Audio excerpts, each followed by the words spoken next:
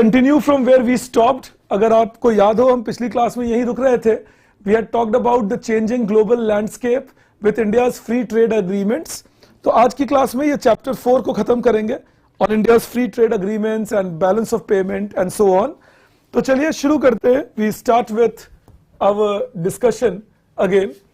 So when we say India's global trade arrangements, India ने कुछ recent free trade agreements sign किए हैं और इनका मेजर कंटेक्स्ट है कि जो ग्लोबल इकोनॉमिक अनसर्टेनिटी है उसमें इंडिया एक रूल बेस्ड सिस्टम को प्रमोट करे. इंडिया WTO को ऑफ कोर्स फॉलो करना चाहता है, but WTO at the moment is slightly moribund. It's not functioning as good as what we would have liked it to, and therefore what we are trying to do here, is that develop free trade arrangements so that अगर WTO नहीं भी function करे ठीक से तो भी India can do relatively better on that. Even if WTO doesn't function well, India can do relatively better on that. All right. So that is why the free trade agreements. तो strategy है that views free trade agreements as essential tools for trade liberalization, complementing the multilateral trading system. So we are not trying to substitute the multilateral trading system. We are trying to complement the multilateral trading system and to expand export markets and secure better term for imports. तो एक हमने Mauritius के साथ किया है sign फरवरी 2021 में. There is comprehensive economic cooperation partnership agreement. Comprehensive economic cooperation partnership agreement, CECPA. Our trade growth has been 168% from 6 to 23. The key exports have been petroleum, pharmaceutical, cereals and cotton. And the benefit is that over 115 subsectors जो industries हैं India की, Indian services में, उनको preferential market access मिला और Mauritian products को India में preferential market access मिला. याद क्या रखना है? India Mauritius FTA, CECPA, 168% growth in the last 15 years. That's decent amount of growth across, and India's services going a lot there, their commodities coming into India. Then of course we talk about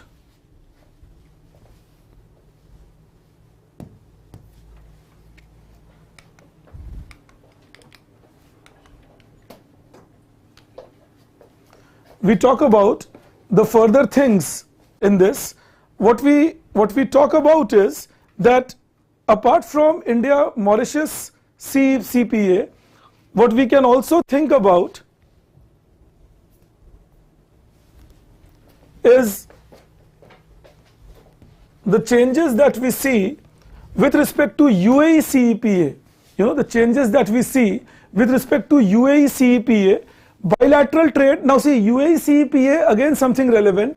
The bilateral trade in UAE CEPA has improved significantly. If you see here, India's second largest export destination is now UAE.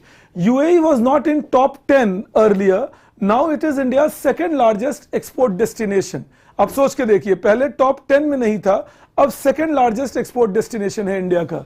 And we are exporting 83.7 billion in fiscal year 24, not exporting exactly, export is around 45 billion, but 83.7 billion is the bilateral trade, export plus import with UAE. Again, we are exporting a lot of gems, jewelry, cereals and fuel. This is processed fuel of course. And we are importing a lot of crude oil from UAE. We are also importing some electronic components from UAE. Innovation, introduction of digital trade. In fact, we have also now UPI is accepted in UAE. Also, the other benefit we see in this whole projection is that even India's universities like management institutes like SP Jain, IIT is to be proposed, has been proposed in UAE. So Indian educational institutions are setting their campuses in UAE, giving them a global exposure. So this is something that India UAE CEPA has achieved. Another is the economic cooperation and trade agreement with Australia. This was April 22. And Mauritius के साथ के बारे में एक बात बताना भूल गया मैं आपको. जो India Mauritius comprehensive economic cooperation and trade agreement है, this is the first time India has signed a trade agreement, a comprehensive partnership agreement with an African country. तो प्रीलिम्स का सवाल बनता है ये कि कौन सी एकमात्र अफ्रीकन कंट्री है जिसके साथ इंडिया का कॉम्प्रिहेंसिव इकोनॉमिक कोऑपरेशन पार्टनरशिप है? वो मॉरिशस है. This is the first time India has signed a comprehensive partnership in Mauritius. Okay, Then we talk about, of course, Australia ECTA. There is a bilateral trade, and bilateral trade is $27 billion, and it is expected to increase to $45 billion in the next 5 years. Our labor-intensive goods are receiving zero duty access. In fact, 100% of India's exports will receive zero duty access. This is a big achievement because Bangladesh या Vietnam जो हमसे आगे बढ़ जाते थे, अभी हम उनसे थोड़ा आगे बढ़ जाएंगे. We will get cost competitiveness, and 135 subsectors of services are offered by Australia, which we have allowed. Then there is a European Free Trade Agreement, Trade and Economic Partnership Agreement with them. तो इसके अंदर जो EFTA है, European Free Trade Agreement countries, इसके अंदर है Switzerland, Liechtenstein, Finland, Norway. So these are the countries we see. Iceland and Norway, not Finland, sorry. Iceland and Norway. So these are the 4 countries we see in EFTA. अब इन countries के साथ India का trade ज्यादा नहीं था. Switzerland के साथ gold का ट्रेड था, बट अदरवाइज ज्यादा नहीं था. So this is the first time India has been able to finalise a trade agreement with a set of developed countries. Now that will give India very good bulwark to finalise the other trade agreements with UK और European Union और USA. So this is a good news here that ये कुछ important trade agreements हैं जो finalise हुए. अब इसके अंदर एक और इंपॉर्टेंट बात है that these countries have promised that they will invest $100 billion in India by 2035. So in the next 12-13 years, they will be willing to invest $100 billion in India. That's a very good achievement that India can get. क्योंकि देखिए होगा क्या, we are a net importer of gold from Switzerland. We won't be exporting a lot immediately. So there might be current account deficit. So to overcome the current account deficit, how do we work? Create a capital inflow. Capital inflow in terms of $100 billion coming from these countries can create that capital account surplus, which will assure that our balance of payment does not suffer. So that's again a good thing about these agreements. So the basic idea again, when we look at these things, is that India is aggressively now trying to participate in the global value chain, signing trade agreements, developing new markets for itself. These are good news for India. Then of course, the criteria is countries should be natural trading partners. कुछ ना कुछ आपस में एक trade की कॉम्प्लीमेंटैरिटी होनी चाहिए. कुछ वो बेचें जो हम खरीदना चाहें, हम बेचें जो वो खरीदना चाहें, उसे कहते हैं ट्रेड कॉम्प्लीमेंटैरिटी. साथ में इनिशियल ट्रेड वॉल्यूम थोड़ा होना चाहिए. In the beginning we should be trading something so that we know each others market. And geographical proximity, geographically अगर पास हैं तो ईजियर टू ट्रेड है. So these are the basic idea of creating free trade agreements. And we are targeting the Western and African markets alongside East Asian partners to reduce our dependence on Europe and on USA. So we can target other countries, Africa, East Asia, West Asia, Middle East, North Africa especially, and Central Africa. Also, we can target Asia Pacific, Australia, New Zealand. These are Japan, South Korea. These are places we can export to and will reduce our dependence that we are heavily having on USA and Britain and Germany or France, etc. Now there are future negotiations. We are negotiating FTAs with UK, EU, Peru, Eurasian Economic Union, Sri Lanka, and we are reviewing the existing FTAs with South Korea and ASEAN. So the basic idea is this gives you economic integration and market access. That is the basic reason why FTAs become important. तो कभी अगर आपसे free trade agreement पे question पूछें, ये चीज आपके objective होनी चाहिए कि मार्केट एक्सेस मिलता है, इकोनॉमिक इंटीग्रेशन मिलती है, जो हमें ग्रोथ में मदद करता है. If this happens, it helps us in growing. Then the government initiatives on trade facilitation measures and reduction in logistic costs. अब ये कुछ फैक्टर्स हैं जिससे इंडिया का एक्सपोर्ट बेटर ऑफ हुआ है. तो ट्रेड फैसिलिटेशन मेजर्स और लॉजिस्टिक कॉस्ट में गवर्नमेंट ने प्रोडक्शन को बूस्ट किया, एक्सपोर्ट. लॉजिस्टिकल रिडक्शन में अगर आप देखें on the logistic performance index of world bank, we were ranked 82 in 2013. Now we are ranked 38. We were ranked 45 in fact even in 2022. So our rank in logistic performance index is rising. Our port capacity is rising with Sagarmala kind of projects. Our transportation capacity of even hinterland commodities is rising with PM Krishi Udan, with Krishi Rail, that kind of a business. So our logistics are becoming relatively better, even though they are not yet world class to say the least, but they are becoming relatively better, and that enhances our measures to or capacity to grow better. And then export targets are set and monitored. अब ये कुछ चीजें हो रही हैं. अब आपसे अगर पूछेंगे steps by government to promote exports, तो कुछ ये बातें हैं कि export targets set और monitor किया जाता है.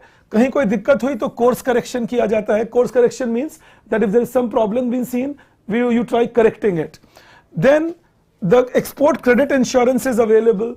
Also, Nirvik kind of schemes are there, Niryat Rin Vikas Yojana, giving credit and ensuring that credit. That is also available for the exporters. Also, RODTEP, ROSCTL, the schemes on rebating of tax, rebating of duty on export product, so that we can make sure again that these taxes, these duties are paid back. तो ये export के अंदर कुछ तरीके निकाले गए. साथ में MSME support किया जा रहा है. That is encourage banks to provide affordable credit to MSME exporters, helping them explore new markets and diversify products. Same thing again. MSME contributes 30% of India's total exports, 28%, and 45% of India's total manufacturing exports. So MSME is an important thing. So the objective is diversify MSME basket and diversify MSME market. Then, you know, other things we are doing is simplifying the trade process. तुरंत customs में आपको custom clearance जल्दी मिलती है. That is why तुरंत is immediate. तुरंत custom is giving custom clearance faster.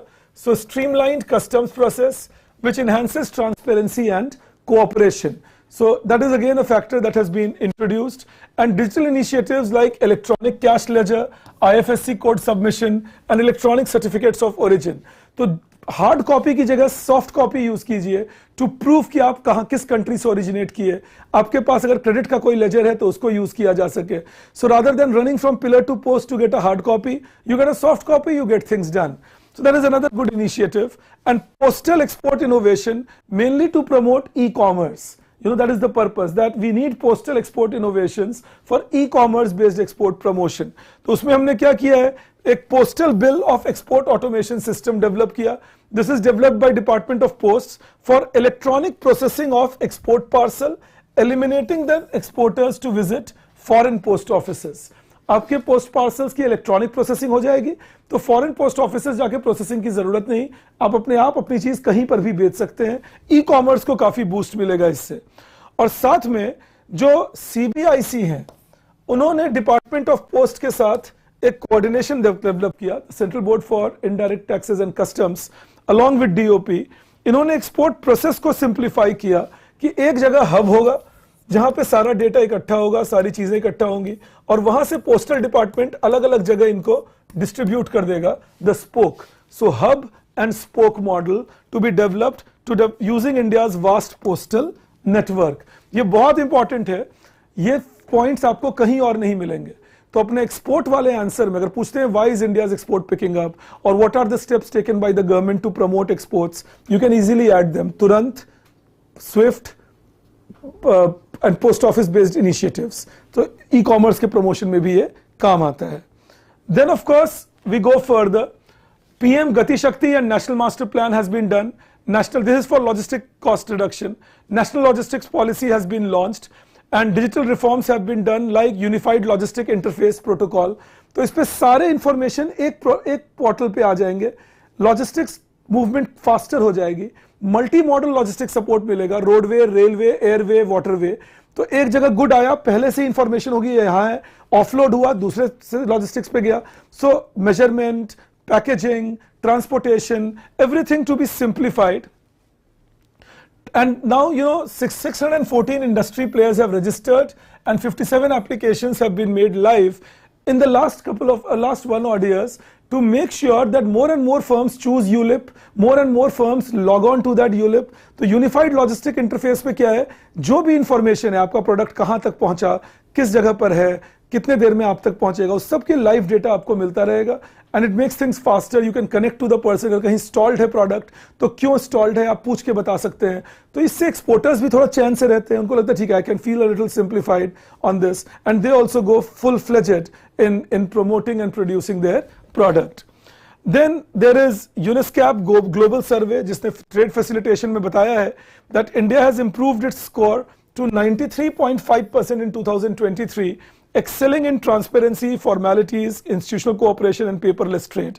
ये UNESCAP global survey बताता है किसी कंट्री में ट्रेड ईजिंग करना कितना आसान है. इंडिया में पहले 58% ईज दिखाता था, अब 93% ईज दिखा रहा है. That shows that India is facilitating trade more evenly with this global UNESCAP survey.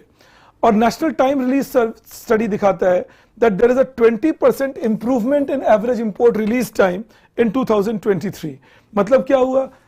You take lesser time in releasing the product for imports, you take lesser time in offloading the projects from your ship, lesser time for giving clearances and permissions. ये efficiency of import बढ़ाने की बात है. Then of course there is World Bank's Logistics Performance Index जिसकी मैं बात कर रहा था. Now we are ranked 38 and we are the objective is to reach 25 by 2030. और सागरमाला स्कीम के थ्रू हमारी ये कोशिश है कि आज जो हमारी port capacity 2600 million turns per annum है उसे 10,000 पहुंचा दें. आप इसमें समझिए ये 1200 मिलियन टन्स पर एनम था इन 2014 जब सागरमाला की शुरुआत हुई, और 15 साल के अंदर, 12 साल के अंदर या 10 साल के अंदर हमने इसको ऑलमोस्ट डबल से ज्यादा कर लिया. So in 2014 we were having 1200 MTPA capacity, rises to 2600 MTPA by 2025-3, and now the aim is to make it 10,000 MTPA by 2047. साथ में under Sagarmala we have opened up National Waterway 1, National Waterway 2 for commercial traveling, and that has meant that the cargo movement by water has increased by 7.5%. अभी आपने ये भी सुना होगा कि हमने इसके ऊपर सर्विस सेक्टर भी शुरू किया, गंगा व्यास, to travel on National Waterway 1 as the first luxury cruise ship traveling in India. So these are all good developments. Port development की वजह से अब बात हो रही है that Indian ports, Nhava Sheva and the port, the Chidambaram port will also have started talking about cruise services from India to other countries or international seas. So these are all good developments projected by infrastructure growth on not only commodity trade but also the trade related to goods and to services like tourism. Okay, then if we go further, GST ने logistics को reduce किया क्योंकि one nation one tax हुआ, trucks को रुकना नहीं पड़ता अब अपने मार्जिन पे, तो that is again something that is improving. And the state level logistics performance through leads, you know, this is again an index that the government creates on development of logistics in states, you know. So these initiatives taken by states, it has shown that the logistic infrastructure services has grown in states. और जब ये leads जैसे index बनते हैं तो states को एक propagation भी मिलता है कि हाँ इस रैंक में मुझे ऊपर आना है, इस रैंक में मुझे ऊपर आना है. So more states then start making efforts to improve it. Again जो पिछला स्लाइड है ये वाला और ये जो स्लाइड है इसको तुम यूज कर सकते हो ये भी लिखने में that how logistics promotion has promoted trade and has helped in promoting India's exports and imports. ये आंसर का पार्ट भी ये बन सकता है. Then of course the favourable current account balance that we see. So we see that the current account balance, अब एक बात आप समझिएगा, जब भी हम लोग कहते हैं current account, तो current account का मतलब क्या हुआ? Net export of goods, that is export of goods minus import of goods, net export of services, export of services minus import of services, net inflow of remittances, that is inflow of remittances minus outflow of remittances, and net factor income from abroad, that is factor income from abroad minus factor income to abroad. तो ये चार चीजें मिलाकर बनते हैं हमारे current account. अगर ये चारों ऐड करके पॉजिटिव आया तो करंट अकाउंट सरप्लस, और अगर ये चारों ऐड करके नेगेटिव आया तो current account deficit. All right, so current account surplus, current account deficit, that is all that we go for. This is the current account idea. अगर positive है current account surplus, negative है current account deficit, that is the basic idea of it. तो अगर आप देखते हैं current account के ऊपर इसको, आप सोचिए इंडिया का current account deficit जो था, again this is important, there is a narrowing current account deficit. India's current account deficit, all right, was 2% of GDP in 2023, while that has come down to 0.7% of GDP in 2024. This has been because exports have improved, especially service exports. Imports have gone down, especially commodity imports. Mainly imports have gone down because of the tendency of price to have come down. Also, it is because of, there is another factor in it, it is because of the factor of remittances from abroad becoming higher. India ने इस साल $105 billion remittance receive किया है, which shows high imports per se on that. So this is the basic idea. You understand that? This is the basic idea of it. All right, this is the basic idea of it. Then remember, तो फिर से मैं repeat कर दूं, 2% of GDP पिछले साल तक था करंट अकाउंट डेफिसिट, इस साल 0.7% हो गया. इसके तीन कारण हैं. Number one, service exports have gone up tremendously. Number two, commodity imports came down a lot because of mainly fall in price of crude oil and all. And number three, it is because of the impact of remittances inflow, which is more than $105 billion. So this is the basic idea of things. Okay, then we talk about the contributing factors, as I told you. अब ये $105 billion है. Service exports increased from $323 billion to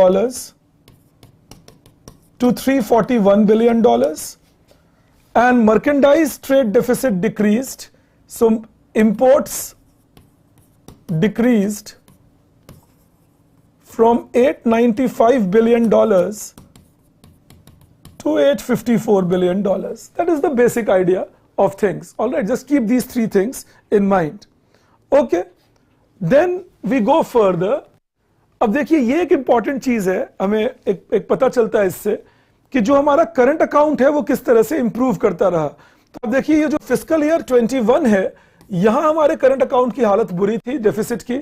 उसका कारण था जो Covid pandemic ने हमें affect किया. सॉरी, करंट अकाउंट की डेफिसिट की हालत अच्छी थी क्योंकि कोविड पैंडेमिक में हमारे इंपोर्ट्स बहुत गिर गए थे. So since imports fell down during the covid pandemic, we had a current account surplus. ये बहुत रेयर होता है इंडिया के केस में कि आप इंडिया में करंट अकाउंट सरप्लस देखेंगे. This is something that happened in 2020-21 because of the pandemic. Our import collapsed but the remittances kept flowing in. But if you see, the deficit was worse last year, it is doing better this year. All right, the deficit was worse last year, it is doing better this year. The good news also is that our deficit has remained healthy. -2% के नीचे जाने पे थोड़ा चिंता होती है, but has remained healthy and does well for ourselves. Then of course we come to India's net services and remittances. अब इसमें क्या important है? India's service receipts increased by $162.8 billion. Remittances, as I told you, more than $105 billion. In global standing, India is the top remittance recipient. All right, please keep that in mind. India is the top remittance recipient. Prelims के point of view से important है. This is due to declining inflation, strong labor markets in US and Europe, and demand for Indian workers in the Gulf cooperation countries. All right, these are the three reasons. क्यों India top remittance recipient है? एक, because of the stable inflation in India, strong labor markets in US and Europe, and Gulf Coordination Council, that is, these countries are supplying enough remittances to us. So these are the reasons why remittances have become higher in India. Then, you know, if we see, as I told you, India के बाद second highest is Mexico at $66 billion. So that shows high remittance in India that we are receiving.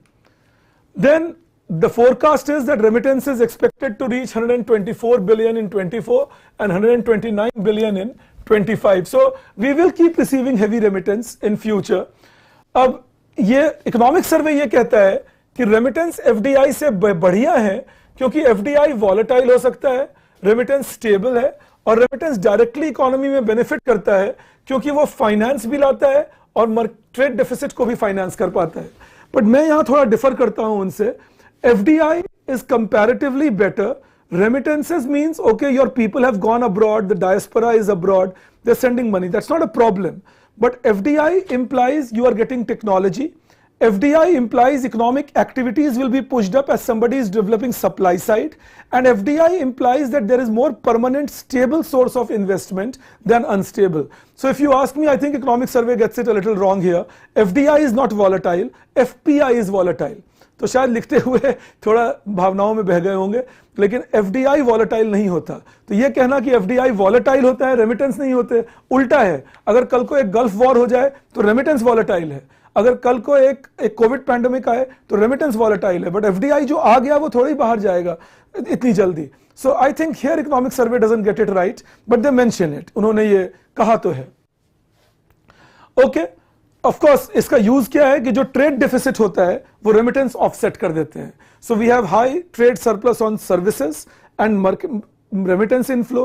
तो जो merchandise trade deficit above $200 billion है उसको remittance ने और services के trade surplus ने ऑफसेट कर दिया।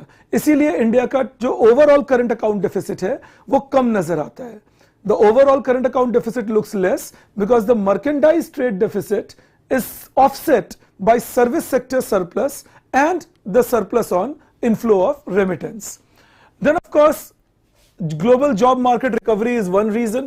अब ये आपसे पूछ सकते हैं प्रीलिम्स में भी और मेंस में भी, क्योंकि ये इंडिया अभी हाईएस्ट पे चल रहा है रेमिटेंस में, तो हमें पता होना चाहिए that both prelims and mains we should be knowing our things. So remember, post pandemic the job growth in OECD countries has become higher and that has bolstered remittance flow.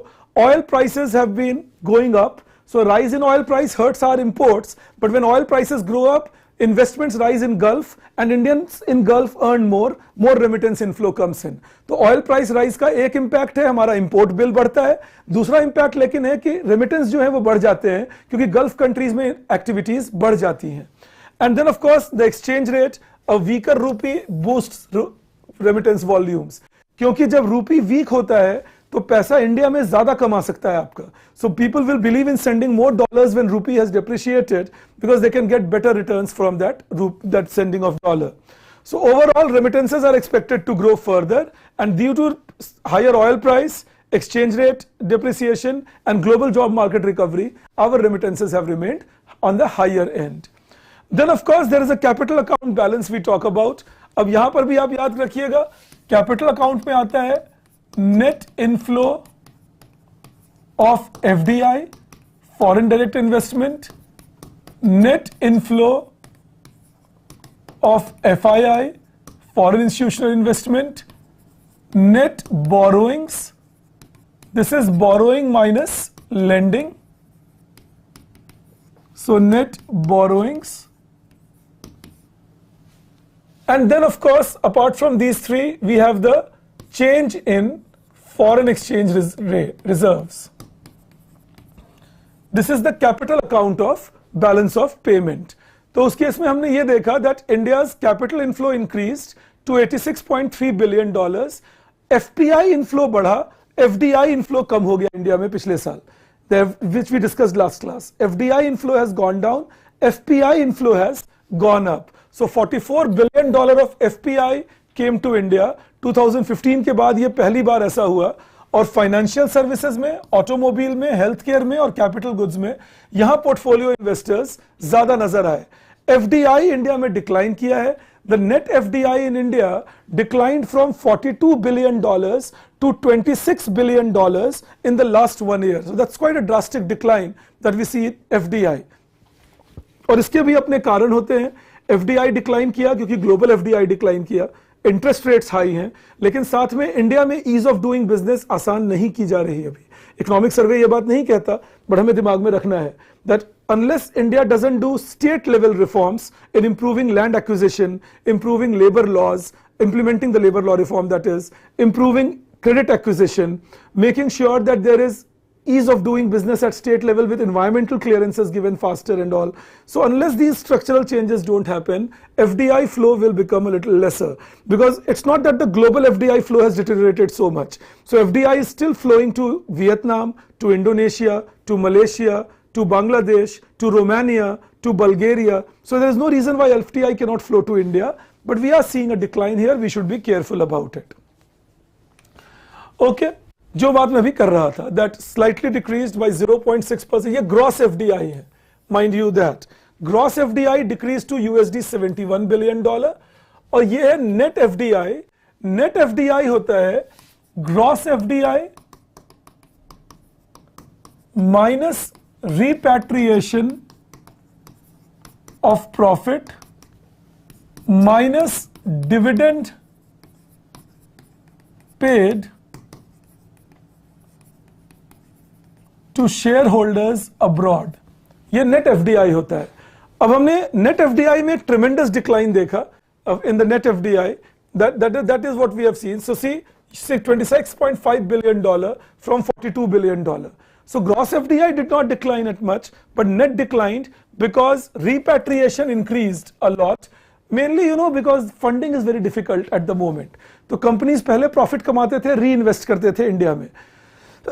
But global uncertainty, funding की challenges, interest rate being high, so repatriation is happening a lot. But still this is worrisome. It means the firms are not expanding in India. If the firms are not expanding in India, it shows that somewhere there is a challenge of making sure if firms can enhance their presence in India by the state level reforms that I talked to you about. Okay, and we see that, as I told you, the higher interest rate in developed countries and attractive exit opportunities in India. ये economic survey बोलते हैं attractive exit opportunity कि India का stock market high था तो बहुत लोगों ने अपने शेयर्स बेचे और एग्जिट किए, तो उससे भी एफडीआई कम हुआ. हो सकता है, बट मैं फिर भी कहूंगा कि हमें स्ट्रक्चरल रिफॉर्म्स की जरूरत है. जब तक स्ट्रक्चरल रिफॉर्म्स नहीं होंगे ठीक से, एफडीआई का इनफ्लो तेज होना थोड़ा मुश्किल रहेगा जरूर. Then of course we talk about physical FDI versus digital FDI. तो फिजिकल एफडीआई है FDI in automobile, pharmaceutical, construction. Digital is computer services, telecommunication, consultancy.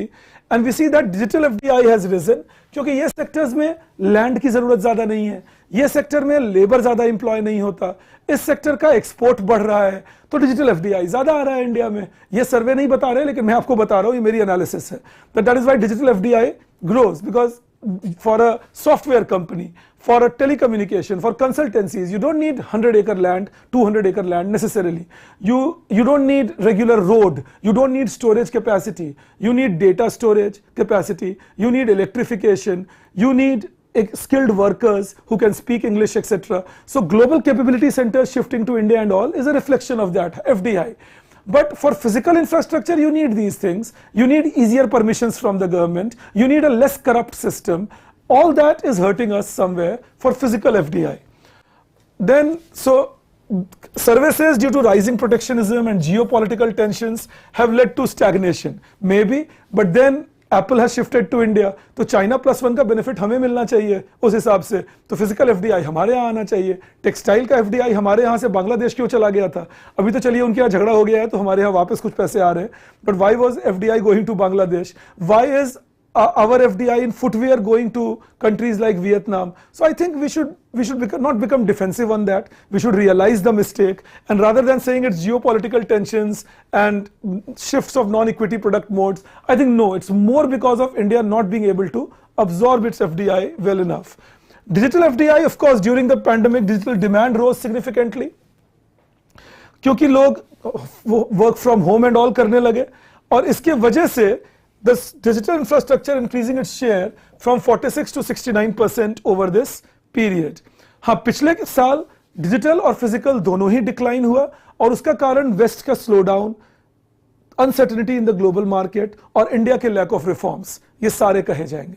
Slow down in the west, high interest rate making it costlier to invest, uncertainty globally making it costlier to invest, and India's lack of reforms to the extent, especially state level reforms, to the extent that it can become attractive for global FDI inflows. Global FDI important इसलिए है क्योंकि ये supply chain में India का position establish करते हैं, so that ways it is important for India. Then of course एक ये दिक्कत रही है that FDI का intent काफी रहा है, लेकिन actual FDI flow हमारा comparatively उतना नहीं रहा. So we see that if investment intentions in computer chemicals have softened, while futuristic sectors have increased interest. So electric vehicles, artificial intelligence, renewables, यहाँ FDI ज़्यादा आ रहा है. जो past में होते थे software, chemicals, यहाँ थोड़ा कम हो गया है. साथ में India has led AI related FDI in 22 with 122 projects. That's a good news, and we are focusing on AI. We are focusing on electric vehicles. This is good news. But as I said, structural reforms will be a must. Also, a strong correlation, 56% exists between investment intentions and untapped greenfield projects. You know कि अगर investment intentions दिखाते हैं लोग तो future में FDI inflow बढ़ेगा. अब हमारे यहाँ कुछ investment intentions देखने को मिल रही हैं तो hopefully future में ये inflow देखने को मिल जाए. But जैसा मैं आपको कह रहा था, India needs to improve the ease of doing business across all sectors. Especially, again I repeat, state level administrative reforms are a must. Judicial reforms are a must. Infrastructure development at a faster pace at corporation level, panchayat level is a must. Skilling and education of people is a must. Intellectual property rights given at a faster pace is a must. So these things we need to do if we want FDI faster in our country. Because we are competing with other countries where educated labor, skilled workforce, political stability, these are crucial to get our FDI. Then if you see China plus one strategy, the major MNCs including Apple are de-risking. मैंने कल ही आपको de-risking का पिछली class में meaning बताया था. Due to its reduced reliance, India आ रहे हैं, लेकिन अभी भी पूरी तो Apple India आ गए हैं, मैं मानता हूँ. Foxconn काफी हद तक India आए हैं. Wistron India आए हैं. तो सेमीकंडक्टर, इलेक्ट्रॉनिक्स, इसमें इंडिया में लोग आ रहे हैं. बट टेक्सटाइल, फुटवेयर, ये लेबर इंटेंसिव हैं. यहाँ इंडिया बुलाना जरूरी है लोगों को. फूड प्रोसेसिंग, इसमें इंडिया में अगर इन्वेस्टमेंट बढ़ेगा तो नौकरी बढ़ेगी. तो एफडीआई हो, डोमेस्टिक इन्वेस्टमेंट हो, we need to encourage that. Electronic export growth we have already talked about, so I'm not going into that. And we are gradually integrating into global value chains. But again, unless very high foreign investments are not propagated in India, and India will not get a very high presence in global value chain. Then of course, we are focusing on value chains with Western nations, particularly in renewable energy. यहाँ पे USA हमारी मदद कर रहा है. Because China पे dependency दोनों कम करना चाहते हैं. So for silicon wafers, for microchips, Americans are giving us the benefit कि हम 45 nm वाले, 60 nm वाले microchips बनाएं. हमारे कुछ अखबार वाले गलत लिख देते हैं कि इंडिया को 7 nm बनाना चाहिए, 3 nm बनाना चाहिए. कौन मना करता है? But 28 nm to 65 nm, nm is nanometer, chips are useful in radiology, are useful in automobile, are useful in agricultural sector, drones and all, are useful in nano fertilizer development, are useful in promoting guided missiles and all, guided drones and all. तो ये अब India क्यों ना इसमें ध्यान दे. सीधा हम 3 nm या 7 nm शायद नहीं बना सकते, हम तो लेट एंट्रेंट हैं. बट 28 nm, 65 nm, 40 nm, अगर इंडिया इसमें भी एक्सपर्टीज डेवलप करता है, देयर इज नो हार्म. देन उससे जो पैसा आएगा, उससे जो टेक्निक सीखेंगे, ट्रेनिंग मिलेगी, we can surely think about upgrading it. But I think it's not a bad idea to develop these things in the sector. Renewable energy exports are at the moment rising. America और India में agreement भी है on renewable energy development cooperation. तो इसीलिए आप देखेंगे कि America हमसे 199.2 मिलियन से बढ़ाकर 326 मिलियन पे आ गया है on renewable energy exports, technology on that. China के प्रति बैलेंस्ड अप्रोच रखना पड़ेगा. ये इकोनॉमिक सर्वे एक सही बात कहते हैं कि ठीक है हमारा चाइना से ट्रेड डेफिसिट बहुत हाई है, लेकिन चाइनीज एफडीआई को देश में लाना पड़ेगा क्योंकि कैपिटल अकाउंट पे फिर तभी इनफ्लो होगा. अब इससे क्या देखा गया है कि countries like Turkey, countries like Korea, what they have done, Brazil, South Africa, is they are putting a restriction on Chinese import, but they are encouraging Chinese company to come and set up shop in their country. तो इससे क्या फायदा होगा कि China investment अगर India में लाएंगे तो उनको भी पता होगा कि मेरा पैसा इंडिया में लगा हुआ है. So their inimical tendency, animosity towards India will be that ways reduced. Yes, one thing we will have to take care, we can't allow them in very sensitive sectors like a 5G establishment, but we can allow them in sectors like toys, sectors like automobile, sectors like a BYD manufacturing in India, sectors like solar panels. So I think India will have to balance it. और ये बात ही economic survey कह रहे हैं कि America से trade diversion हो रहा है, लेकिन चाइना से FDI बढ़ाने की भी कोशिश होनी चाहिए, क्योंकि जब तक FDI को नहीं बढ़ाएंगे चाइना से, हमारा बैलेंस ऑफ पेमेंट बैलेंस में चाइना के साथ नहीं आएगा.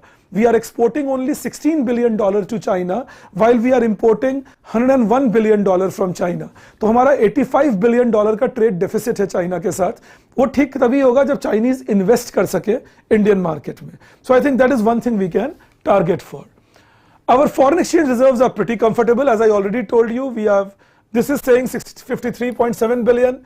By July 24, we had reached $670 billion. It's good enough to pay for 12 months of commodity imports, and it's good enough to pay for all my short-term debts. It's good enough to pay for even all my long-term debts. So India's foreign exchange is in a quite comfortable position at the moment.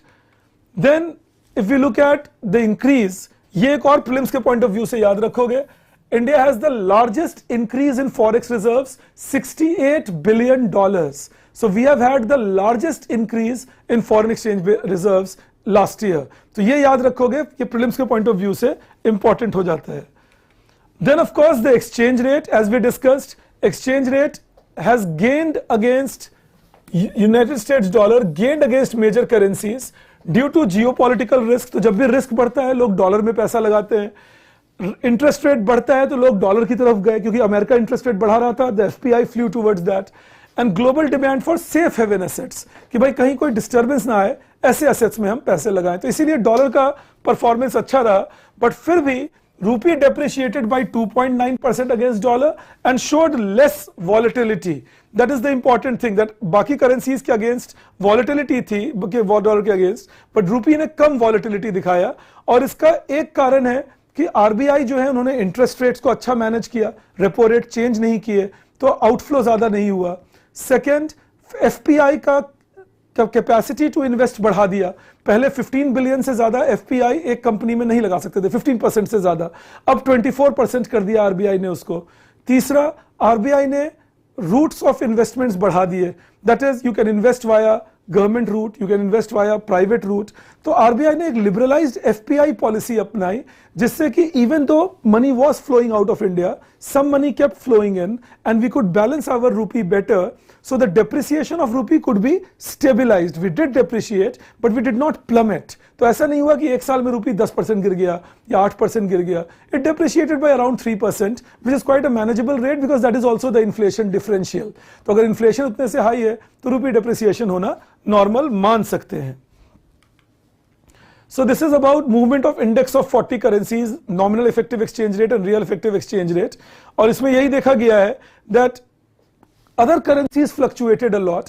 इसमें एक interesting बात आपको देखनी है, nominal rate पर तो हम depreciate हुए, 100 से कम मतलब डेप्रिशिएट, लेकिन रियल एक्सचेंज रेट अप्रिशिएटेड है 100 से ऊपर. मतलब अभी भी अगर रूपी कुछ 85-86 रुपीज अ डॉलर आ जाए, 87 रुपीज अ डॉलर आ जाए, कोई दिक्कत नहीं है, तब हमारा रियल एक्सचेंज रेट 100 पे आएगा. So if real exchange rate is 100, it means that the inflation differential and nominal exchange rate are matching each other. कि जितना से आपका inflation high है अमेरिका से, उतने से ही आपका exchange rate depreciate कर गया. नहीं तो real exchange rate 104 होने का मतलब है that my commodities are 4% costlier in the American market, and that is not a good news. We should be careful on that. Then of course we have had international investment positions that happens. So net international investment position is that around 1 trillion investment, an 11% growth has happened globally. International liabilities have grown by 8% to 1.3 trillion. The net claims, non-residents का जो net claims है on India decreased to 361.7 billion. Important क्यों हुआ ये? India पे जो short term claims हैं, short term loans, non resident Indians के जो डिपॉजिट्स हैं इंडिया में, वो कुछ कम होने का मतलब कि फॉरेन एक्सचेंज रिजर्व बढ़ रहा है, लेकिन शॉर्ट टर्म क्लेम्स कम हो रहे हैं, which shows a good quality foreign exchange reserves based on high time period investment. ये ज्यादा दिनों तक रहेगा इंडिया में, ज्यादा इन्वेस्टमेंट्स हो सकती हैं. That is the key factor here. Also India's external debt to GDP ratio fell to 18% from 19%. ये भी एक अच्छा न्यूज है. And short-term debt share declined to 18% from 20.6%. अब सोचिए अगर हमारा जीडीपी 100 है, ऐसा एक एग्जांपल ले रहा हूं, तो हमारा एक्सटर्नल डेट जो है, बाहर से लिया हुआ लोन, वो अब 18.7 हो गया है, और जो शॉर्ट टर्म लोन है वो 18.5% ऑफ 18.7 है। मतलब अगर एक तरह से देखा जाए तो ये कुछ 2.5 to 3 के आसपास में है। इसका मतलब क्या हुआ, या 3.24 के आसपास में है। तो इसका मतलब क्या हुआ, that out of our total external loans that we have taken, only 3 to 3.5% is in short term loan basis. This is a big achievement for India. क्योंकि एक समय था 1991 में जब हमारे शॉर्ट टर्म लोन्स हमारे फॉरेन एक्सचेंज रिजर्व्स के 145% थे। तो उसके मुकाबले अगर अब देखा जाए तो India short term loans are hardly 3% of our GDP, and that's of our total loans, and that is a very good achievement. Then we see that there are some risks we still see about India's future prospects. एक तो demand decline, US का import volume घट रहा है तो हो सकता है इंडिया पे उसका असर पड़े। दूसरा, ट्रेड कॉस्ट्स बढ़ रहे हैं, the red sea attack, Panama canal attack, so logistical cost, cost of transportation, shipping cost, ये बढ़ रहा है। और तीसरा, commodity price fluctuations are very high, especially food prices, oil prices, and they will have an impact on global demand and India's supply capacity, both of it. And that is another threat for India. And then the trade policy changes. बहुत बार बहुत countries suddenly trade restriction लगा देते हैं, कभी import मना कर देते हैं, क्वांटिटी रेस्ट्रिक्ट कर देते हैं। तो अगर कोई हमसे पूछे what are the possible challenges for Indian export possibilities, demand decline, increase trade cost, commodity price volatility, trade policy changes. इसके अलावा एक और चीज है जो पिछले स्लाइड पे पढ़ा रहा था, अप्रिशिएटेड रियल वैल्यू ऑफ रूपी which makes Indian exports costlier. Because appreciated real value of rupee makes our exports costlier. That can be another challenge for future if we don't manage our exchange rate a little better than what we are doing. हम लोग अभी manufacturing पे ध्यान दे रहे हैं. We are trying to boost manufacturing through PLI, Make in India, tax benefits to corporate, infrastructure support to corporates. We are trying to do that. Service sector growth has been good. Especially, new kind of services have come up, like global capability centers, so IT and IT-enabled service. Consultancies have grown a lot, legal consultancy, accounting consultancy. So these have grown a lot. That's another good news for India. Another good news is that other services like tourism is picking up. So service sector growth has been good for India.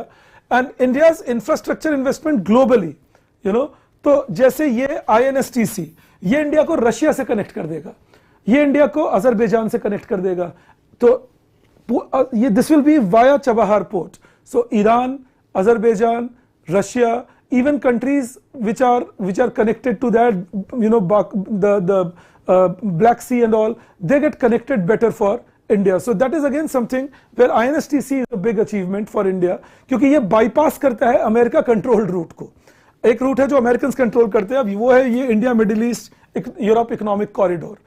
But जो ये international north south transit corridor है, INSTC, International North-South Transit Corridor, connects India towards Russia and Central Asia. So Central Asian republics like Kyrgyzstan, Uzbekistan, Tajikistan और Azerbaijan, इन सब में oil reserves हैं, minerals हैं, rare earth हैं। India के लिए बहुत अच्छा अपॉर्चुनिटी है, तो इंडिया यहाँ इन्वेस्ट कर रही है।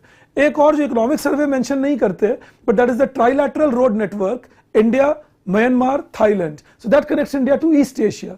तो ये इंडिया के कुछ बहुत अच्छे इनिशिएटिव्स हैं to make sure that trade routes are enhanced by India. तो हम चाइना के बेल्ट एंड रोड इनिशिएटिव को थोड़ा टक्कर दे सकते हैं उस प्रोसेस में। Future focus has to be on competitiveness. Remember, एक बात मैं हमेशा बोलता हूं अपने सेमिनार्स में, अपने क्लासरूम्स में, a country which is not internally efficient can not be externally competitive.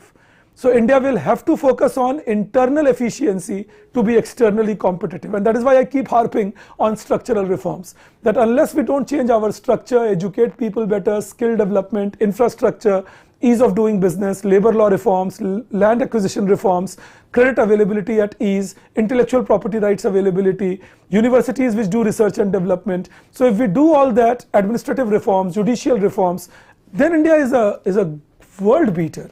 आप सोचिए, ये सब हमने पूरी तरह नहीं किया, तब तो हम फास्टेस्ट ग्रोइंग और फिफ्थ लार्जेस्ट हैं।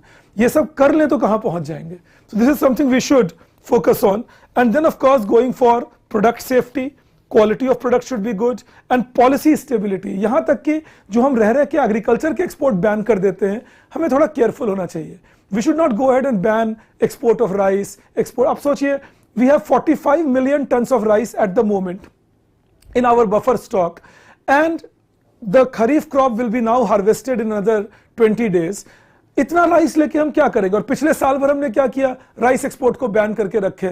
नतीजा हुआ इतना सारा राइस इकट्ठा हो गया हमारे पास, और ग्लोबल मार्केट में जो ट्रेपिडेशन होता है, तो अगली बार कोई हमसे खरीदने में डरेंगे, that why am I buying from this country. So this is something we should be careful about. हमारे फार्मर्स भी सफर करते हैं, वो पैसा कमा सकते हैं, नहीं कमा पाते। अनियन, मिल्क, फिश, पोटैटो, यही चीजें हैं जो फ्यूचर में फार्मर्स को पैसा दिलाएंगे और हमें बेहतर रिजल्ट दिलाएंगे। राइस में समझ सकता हूं, शुगर में समझ सकता हूं, पर वो भी कब समझूंगा? राइस अगर मुझे एक्सपोर्ट नहीं करना, तो मैं प्रोड्यूस भी जरूरत से ज्यादा क्यों करूं? तो स्टेपल क्रॉप है, रिच भी होऊंगा तो ज्यादा थोड़ी खा लूंगा। So that is why rice, sugar cane, wheat, these are crops where we should focus that we should not grow excessive. We should focus on oil seeds, pulses जिनकी कमी है, और focus on fruits, vegetables, and so on. So this was on chapter 4. We will keep it till here today. I will see you day after tomorrow, and we will do chapter 5 on Friday, finishing on chapter 5. Thank you all of you. God bless you all. See you very soon. Thank you. If possible, I'll try seeing you tomorrow, but maybe it will be Friday. Thank you, all of you.